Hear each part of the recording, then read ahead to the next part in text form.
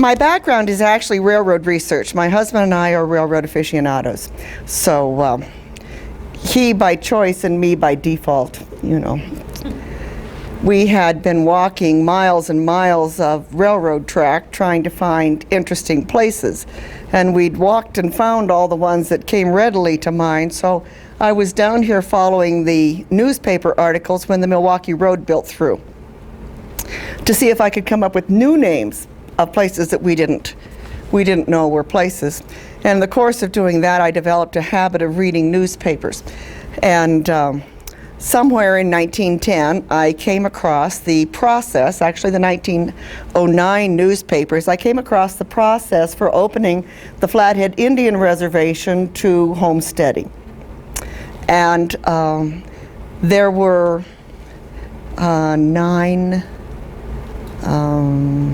10,000 names involved, written in the newspaper. And I shared this with a friend of mine who was deep into genealogy at that time, and she was just bereft of the notion of that many names slipping through my fingers and not doing anything as far as her hobby was concerned. So I took a little diversion, which one does when you read the newspapers, and entertained myself with this story for a little while. And over the course of the years, I've put together this little bit of information, which hopefully I'll be able to share with you within the half hour. Taught me a little something about the Indian Reservation history, ties it in with the railroad history. It wasn't a total diversion. I do have some solid railroad history here. One of the interesting things to know is that Missoula at that time had something over 12,000 residents. It was a big-time place.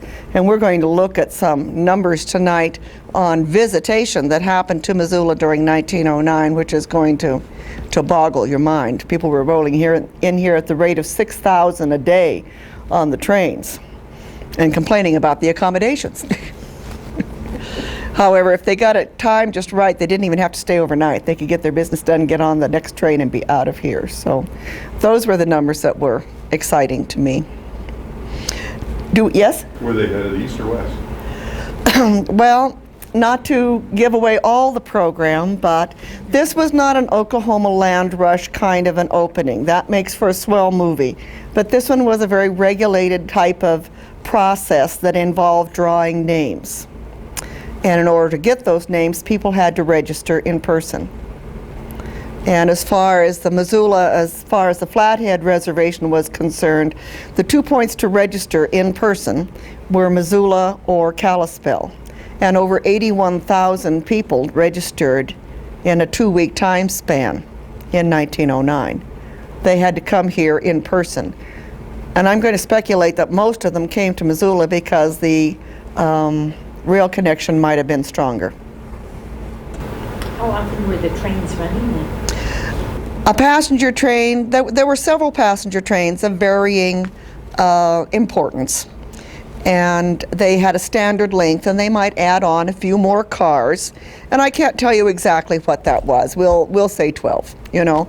But if after a certain point, you don't operate safely by adding more cars. And so then they start to run them in 2 sections. And I think that's how they would designate it, 2 sections. They divide it in half, put on a couple more locomotives, and they'd come together. And it's my understanding from the newspaper articles that almost all of the ones coming in were running in 2 sections. And they might have just put on some extras for the business. Also, those of you who are familiar with Missoula know that it started up closer to the river, not necessarily down there by the railroad station. So at that time, there was a bit of distance involved.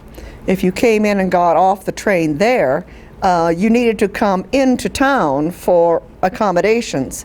There were some hotels around, but not that many. So if the conductor on the train suggested that if you were smart off the platform and got over and got your business done, you might be able to catch the train again before it left town, that angered the fellows downtown here. So that didn't work so very smoothly either. There's always somebody who feels they're losing out, you know. So, have I jumped in and superseded your introduction and stuff? You'll introduce me later? No, good. Or maybe when the program starts officially. Okay. So it was fun to watch the railroad, to research the railroad's response to this, because it That's a lot of people all at one time. The registration opened July 15th, 1909 and closed August 5th. And so 81,000 people got to Missoula or Kalispell in that little time frame. The Flathead Reservation, the Spokane Reservation, and the Coeur d'Alene Reservation all opened at the same time. The procedure was the same for all of them, with varying amounts of land being available. And they all had registrations. I would assume that there would be quite a bit of overlap of names. I did not go on to read, no, I guess I do have all the names. I've taken the names from the newspaper, done my best to transcribe them correctly, and alphabetized them. So I have books at home that I could reference if you came and said, was there a Mr. Tannenbaum whose name was drawn? We could check that list and see. Might not be spelled correctly. A lot of problems with spelling, But I would assume that if you came from Kansas out here to register for the land on the Flathead, as long as you're here, you might as well go over and register on those other two also. I don't know that there's an overlap there, but I would think there would be. It's going to explain part of why we have the demographics we do on the reservation today. We've all heard statistics about the percentage of non-Native Americans up there. That's part of what makes it a complicated piece of land. And it was all tied up in legislation of the day, too. There was a real push to assimilate Indians and a very concerted effort to break down family units. They had this tight society, and as long as they stayed glued together like that, it was going to be more difficult to assimilate them into our society. Good society, and use the land instead of letting it just sit there doing nothing. Of course, those are all points of view. Kind of depends on whose side you're on, and probably by and large a failed experiment, but we still live with that today. Any other questions while we wait here? Yes, sir. Maybe I missed it. Is this part of the Allotment Act then? Yes, it is part of the Allotment Act. I have some figures on the magic machine, which I can't see right this moment, that would give you the actual dates. But the reservation was established, I think, in 1855, and was later on reduced. And you had Indians up the Bitterroot River in those lands, and they were asked to move. But since the surveying hadn't been done, Charlot, being the most vocal, said, no, not going. And I think by 1872 they had him forced off. The surveying was done by 1871, and they insisted that he move in 1872. And so the size of the reservation that we are familiar with today was established at that time. And then the notion of allotment came after that. Actually, it was interpretation of legislation that had been passed that you could allot lands and make sure everyone owned land separately in their own name, and then the rest of all that stuff would fall into that notion of being unused and certainly underused land, and it could be put into production in other ways, and so it was sold off. It wasn't actually a giveaway, it was sold off, and the monies went into a fund to benefit the Indians. That's always an awkward process, you use up a lot of it just getting the whole system established, and it all depends on how the bookkeeping's done. We've just seen recent lawsuits that address that problem. So it involves setting up the National Bison Range, and that was a purchase of land from the Indians at that time. There had been a concerted effort to get bison started up there, and we all know the story of that from having visited the bison range. But then when you decide you want a homestead, you can't have those big guys running around trampling down things, so then there was an effort to get them removed and penned up on the bison range, and that was established as part of this whole move. The timberlands were sold. The timber was sold. The timberlands went into this mix of lands that was allotted, but the timber itself had been cut and sold for the most part. Don't want to give away anything too easy. Since the Mission Range is sitting there, and a lot of times mountains are considered useless land except for the timber or Yes. the minerals, did the Indians feel that they were losing or gaining by having those mountains? on the reservation. I have to confess that most of the research I've done has not focused on what the Indians experienced so much and whether or not they felt they gained or lost. My hero. Let's see if this one works. This is a postcard. It's one of a set of two. And if you'll read down through this rather corny poem, it's supposedly a man writing to his sweetheart about what sort of a future they'll have when they get this land in Montana. Watch the dailies, and you'll see my name in the list. And as I say, they published a list of names, 1,500 names at a time in the newspaper. Can everybody see? Is the lighting okay for you? Okay. And so we are going to be talking about the opening of the Flathead Indian Reservation to homesteading. I'll have some photos here that you've probably seen before in other contexts. And there's a lot of printing on the screen. I don't expect you to read it all. A lot of it is my notes to me, but you may read as much as you care to. This solidifies some of the dates for us. The Hellgate Council Treaty. And then in '71, as we talked before, when the surveying was done, then Charlo and the other chiefs were asked to leave their Bitterroot lands. And two went, and of course Chief Charlo did not go. And in 1872, he was finally forced to leave. He swore up and down that he did not sign any treaty. Garfield, of course, said that he did. And in 1887, which is a year very important to railroad development, again, as I started this history lesson through railroads coming into Missoula, that's a time frame that's right in the middle of it. The Dawes Act was passed to purposely break down these social units, as we talked about. And whether or not you believe that they really felt this would be easier for assimilation or not, maybe it was just an unabashed land grab, or maybe there were people, probably were, who really and sincerely felt that it would be better for the Indians to assimilate into this new culture if we could get them sort of separated out. Charlo moved his people in 1891, and this bottom photo is Charlo and his band walking the distance from the Bitterroot to the south end of the Flathead Indian Reservation.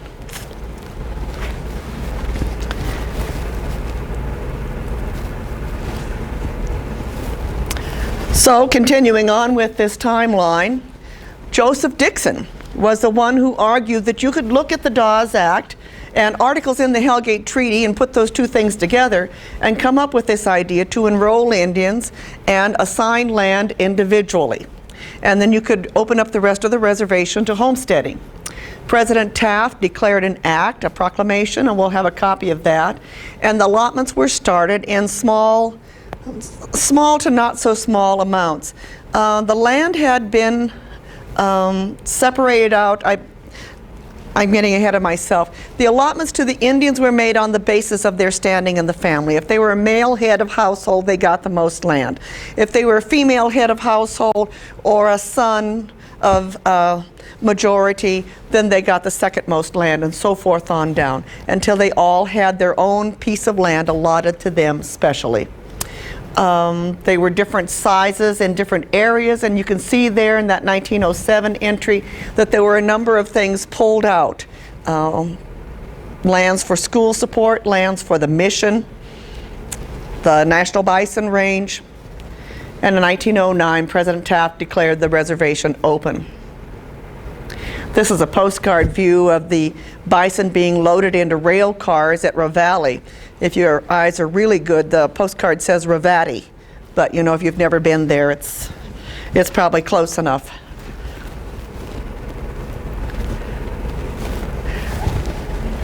This map is from another situation, but it does define the reservation for you, gives you the general size. I have a couple of other maps that are easily obtained from Google. And I think they're very telling maps because that's a dry part of the world up there. I mean, it's still a dry part of the world. And in fact, some of the lands which eventually went to the homesteaders were made available to the homesteaders weren't taken. They were just too dry to do anything with. There was a reclamation project going up there already, but as you can see, it's just very dry. Not necessarily suitable for homesteading. So here is the act, and it tells pretty much what we've already been through. There weren't any mineral locations allowed on this land. Timber was removed, as I've said before. That large one just above the oval said the land shall be disposed under general provisions of homestead, mineral, and town site laws. Again, there were lands pulled out, and this was stated in this act that there were lands that weren't going to be available because of prior promises. The price of the said land was about $1.25 an acre. All agriculture, grazing, proceeds from the sale of the land in conformity with this act shall be paid into the Treasury of the United States, and after deducting the expenses of the commission, that's always one of those hidden costs, isn't it, of classification and sale of lands and such other incidental expenses as shall have been necessarily incurred, and expenses of the survey of the lands shall be expended or paid as follows, and then back out to the interior and the Kalispel, the tribes involved, and so forth, to aid them in setting up agriculture and stock raising and becoming just ordinary folks by our definition.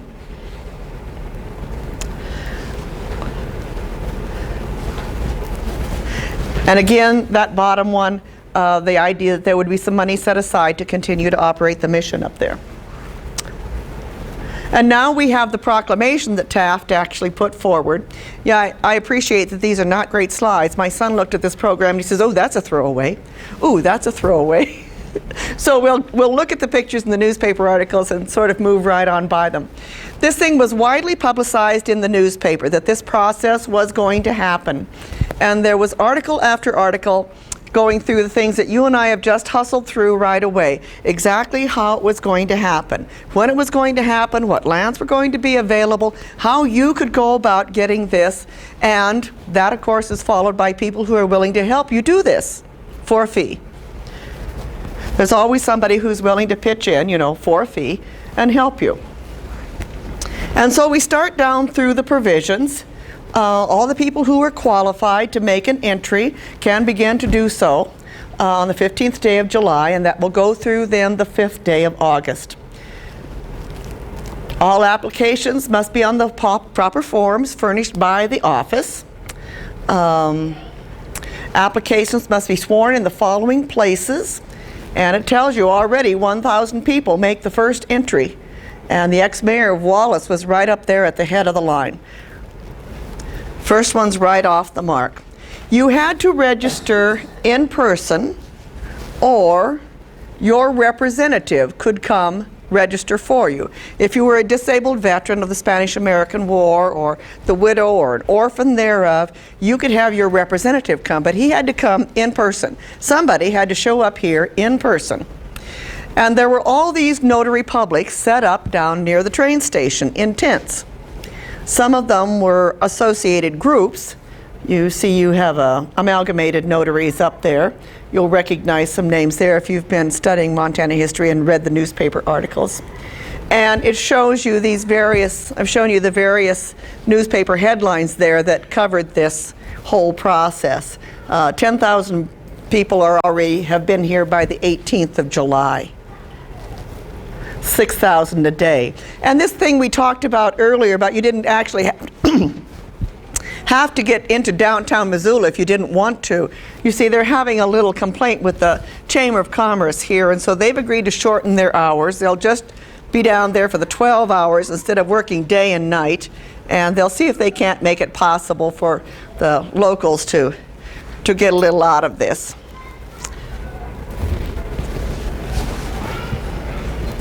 And so we have a tongue-in-cheek article on the left there that talks about how it generally goes.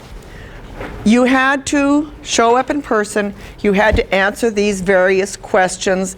The process was free, but you got this card you had to mail. I think there was a quarter involved, and then you had to mail it, and you had to provide your own stamp.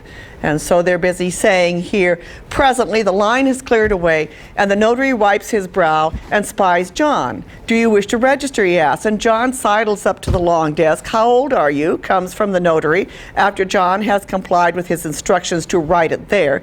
John scratches his head and says, well, I'll be 36 tomorrow, but I guess I'm only 35 now. And the notary pen scratches twice. How much do you weigh? Asks the official. And John tells him that on Jones's scale, he weighs 157 and a half, but that down at the butcher shop, he tips the beam at only 153. And does the gentleman think that he'd better take the lighter weight, though everybody in Madison says John never finishes, for the notary has struck an average. John knows fast enough where he lives and gets his own brown envelope, the Flathead color, and his application blank for a second or two. In just a second or two. Then John frisks himself for a quarter and asks if he should mail his envelope in a mailbox or in the post office. And if he's at all like the average, he also asks if the notary furnishes a stamp, and after being turned down, where he can buy one. After getting his stamp and in mailing his envelope, John heaves a sigh of relief and begins to wonder what there is about registration that is so terribly complicated. They had different colored envelopes for the different reservations, and as you've derived from this story, the Flathead Reservation envelope was brown. And we'll see if we now have instructions about these envelopes. They had, these are the people who can send a, yes? I'm just curious, because you got the Missoulian, and this is again 1910. The last slide, it was 1909. You got 1909 down there, and the previous one, yeah, they're all 1910. This stuff is happening in 1909. I made a couple of corrections this morning. That one up there is 1909, and these things are 1909. Let's check the next one and see if it's a follow-up story, but I don't think it is. No, there's an error over here. This is all happening in 1909, and I'm sorry about that.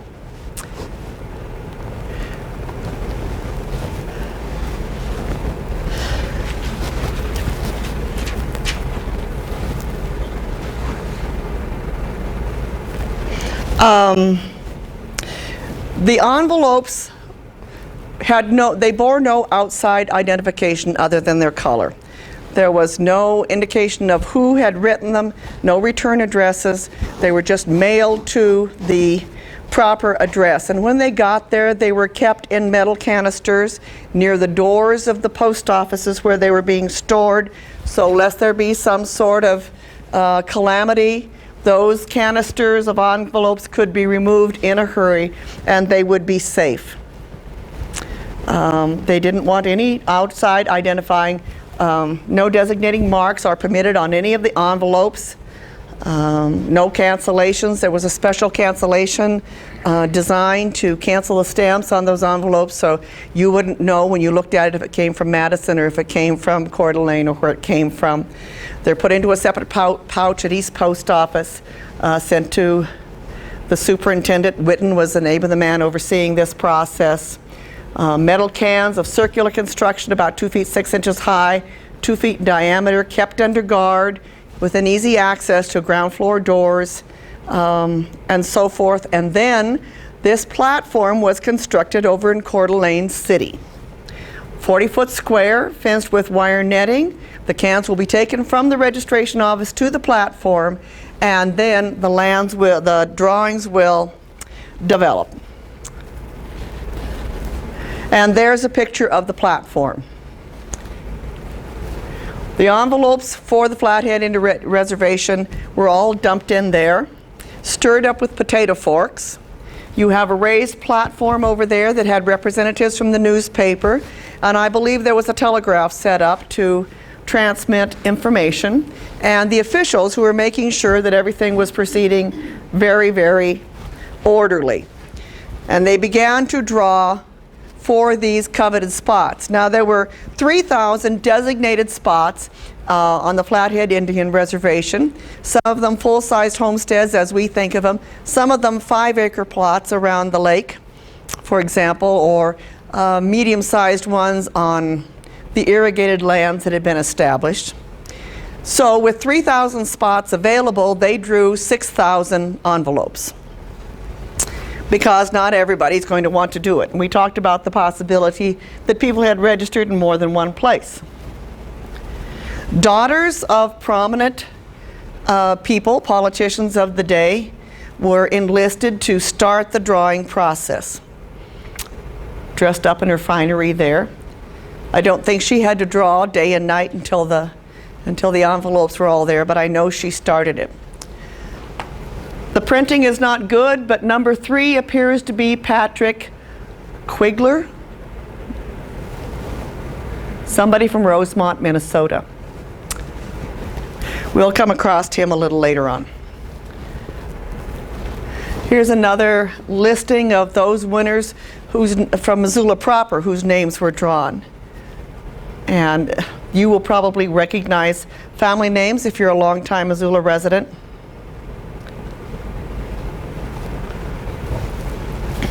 It was a long, arduous process, and the names are not always correctly entered, as I said before. This is Mr. Quigley, who is actually the first person to apply. So we saw his name as being the third drawn. So the ex-mayor of Wallace and the other guy in front of him apparently didn't want to come do this. The other one was from Deer Lodge, I believe, if I remember correctly. So even though their names were drawn, for some reason a year later, now in 1910, they're not interested in coming up here and homesteading anymore. Now, number 7, beginning at 9 o'clock, April 1st, 1910, this is a year later, they start coming up and selecting their land. When your name was drawn, your card was mailed to you to say that you were a lucky winner, and a packet followed that gave you all the instructions on what to do and exactly when to do it. So if you were supposed to show up that very first day on April 1st, they would have had you come, supposedly give you a time of day, 10 o'clock in the morning, shall we say. You're supposed to show up on April 1st and pick out your land. Usually you and the representative, the government representative, would have to go together and look at that land and agree that this was in fact the part that you wanted, and then go back and do the paperwork. But they were trying to process 3,000 claims on just this reservation. So some of that process was abbreviated. You didn't have to go out there together. You could pick it from a map if you wanted to. And we've already seen that there's those advertisements in the newspaper that says there'll be people who'll help you if you want to make this selection with more input. If you still hadn't shown up by the close of business on April 1st, you were out and the next guy in line got to come in. However, they had already determined by 1910 that some of this land was probably not going to go, and they had land available up the Bitterroot Valley now. And so a week later, you could show up at the office in the Bitterroot Valley and do the process again. If you could not find anything that you thought was suitable at the Flathead Indian Reservation, you could also get a go at these other lands a week later.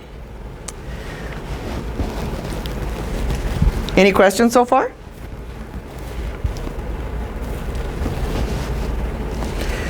This is Herman Schnitzmeyer. We've seen his picture before in the newspaper. His name was drawn.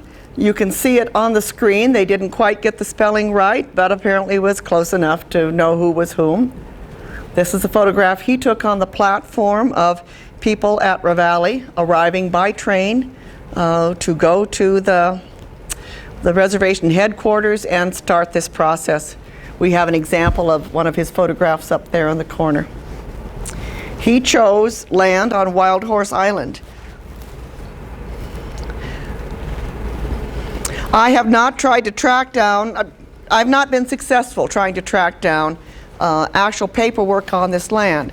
But as someone pointed out to me the last time I gave this presentation, these records are going to be with the General Land Office. They're not going to be with local land offices. So I would imagine if you tried to track him down through General Land Office records, you probably would find where his homestead was filed on and paid for and became his.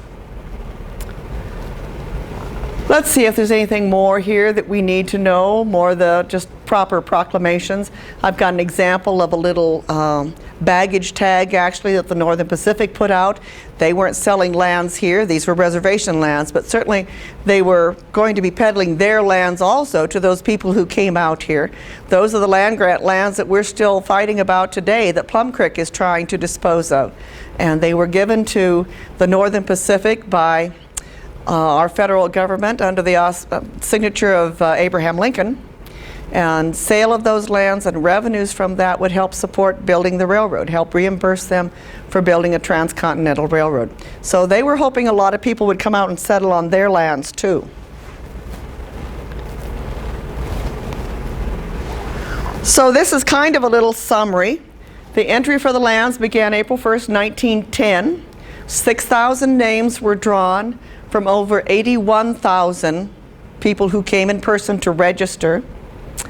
Only 3,000 claims. Of the 3,000 claims, many were considered unfarmable. You had to pay 1/5 of the value of the land at the time of registration, and it was going for about $1.25 an acre, give or take. And then you had to pay another 1/5 of it until it was paid off. And the standard homestead requirements, you had to be in residence.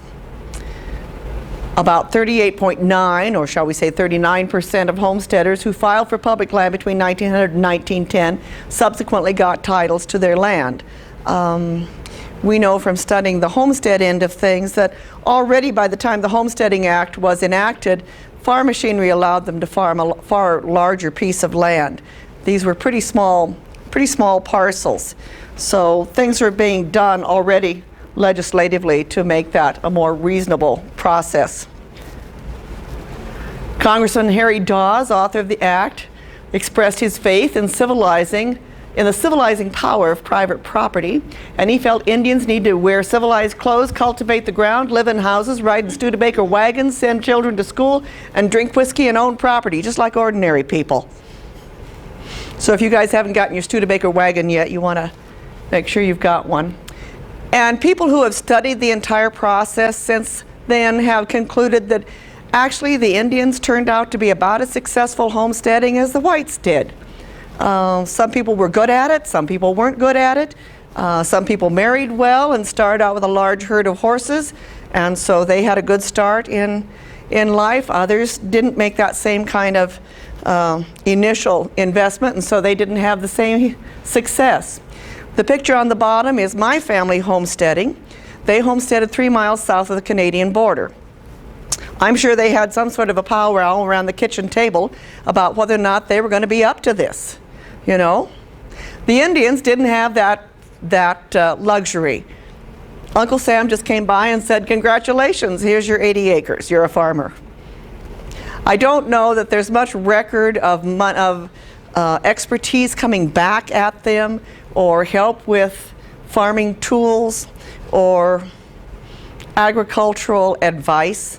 That stuff, if it came, isn't listed in the newspaper, so I don't know about that.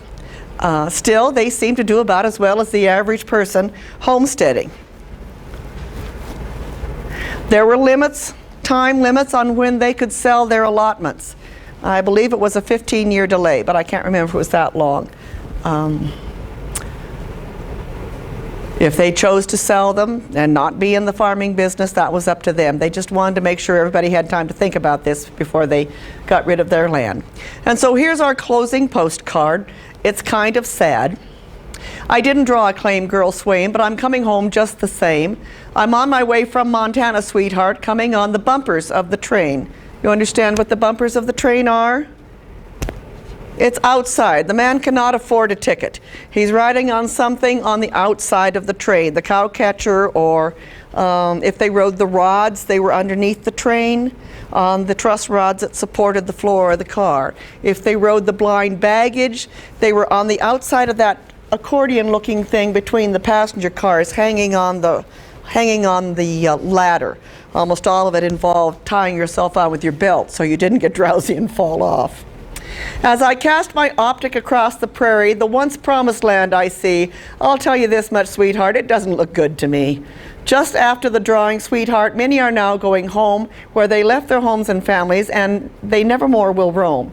Darling, you have watched the dailies where my name you failed to see, and I doubt it very much, dear, if you'll ever live with me. You know we have no homestead, you know we have no claim, so don't meet me at the depot, girlie, as I'm on the bumpers of the train.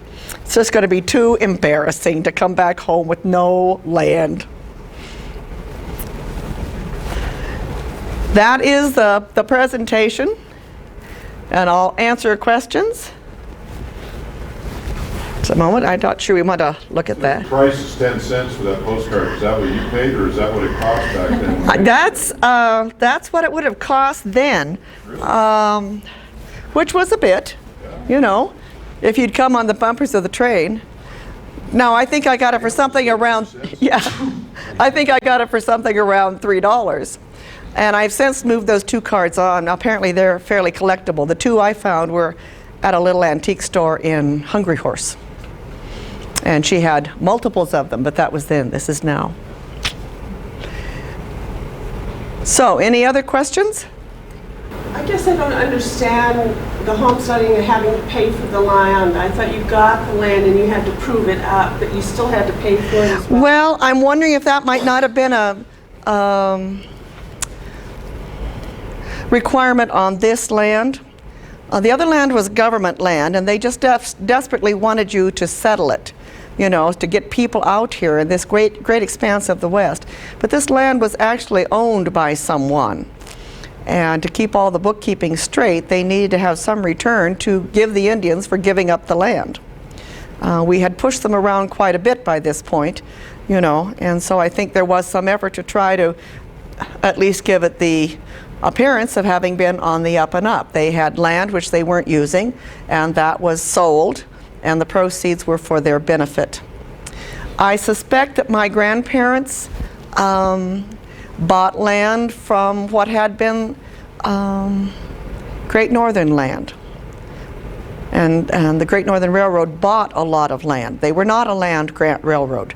They bought all their land. They had the power of eminent domain if they needed to cross places, but they didn't just automatically get a bunch of land given to them the way the Northern Pacific did.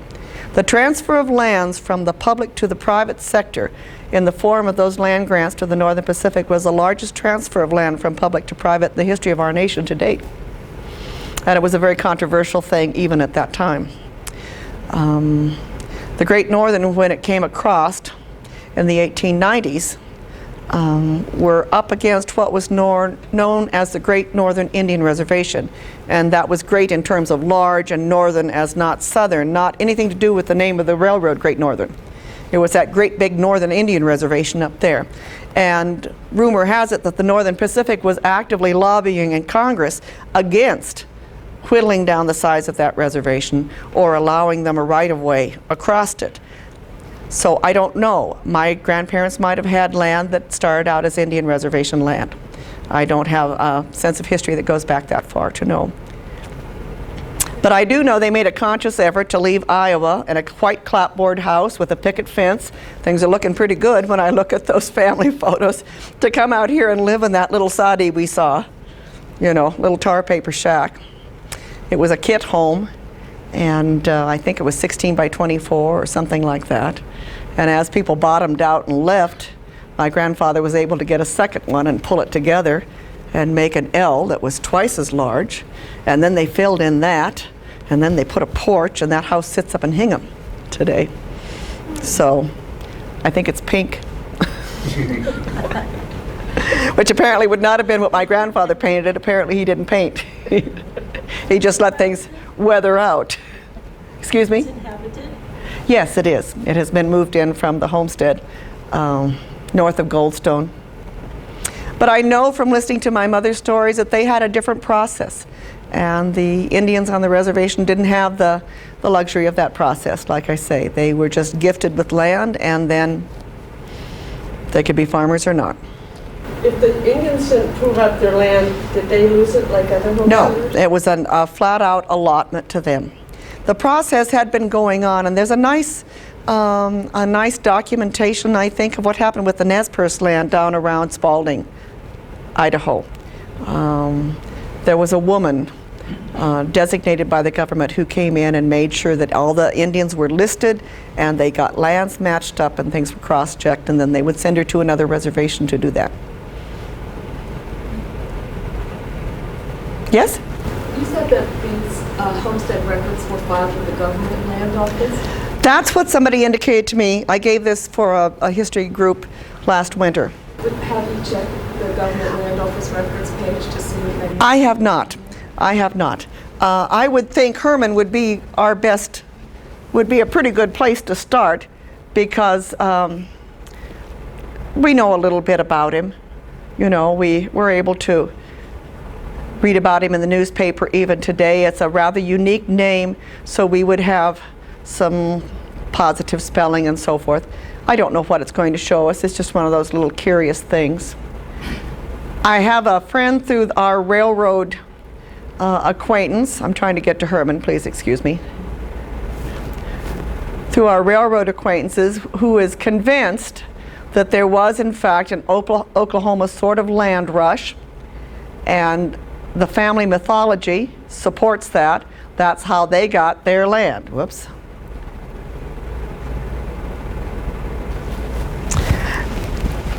And when I go to the official Flathead Indian Reservation page, they imply that in November of 1910, when everybody had been notified, they'd all had an opportunity to come out here and make their choice, and there were still some lands left, that there was some sort of a rush in November of 1910 to settle on those last lands. I've been back through the Missoulian again. Now that I have better dates, I go back again.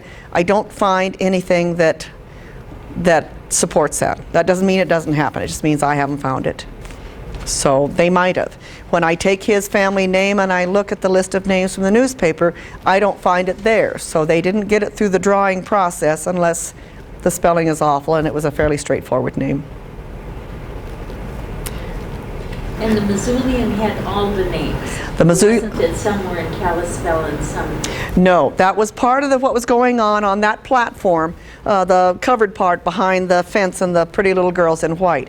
There were people telegraphing names and writing them down in the big book to get them all straight so they could send stuff out to them. And that was part of the process outlined in the proclamation. It would be published in newspapers. And it might have been published in more than just the Missoulian. I imagine it was published up in the Flathead paper. I haven't ever checked that out. I'm a railroad researcher. I don't need 6,000 names. You know, I've got them, but I don't need them. So, but you can start looking in August of 1909, and the names will all be there. They're not in any sort of alphabetical order. They're in order as they were drawn.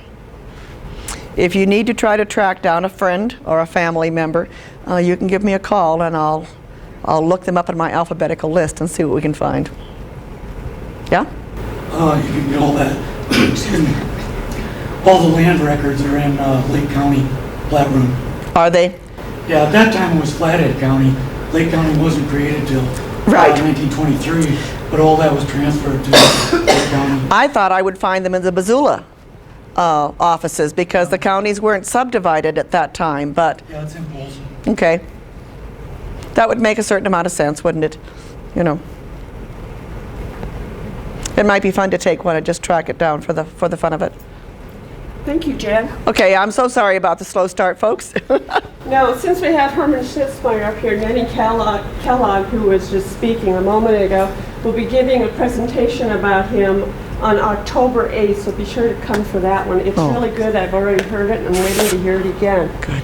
And then on October 1st, we have Clancy Cohn bringing a presentation on movies made in Montana at 7 o'clock in this room on both times. And tonight we are being taped by MCAT, and we appreciate your support for our programs. Thank you. Thank you. We'll see you later. It's been fun.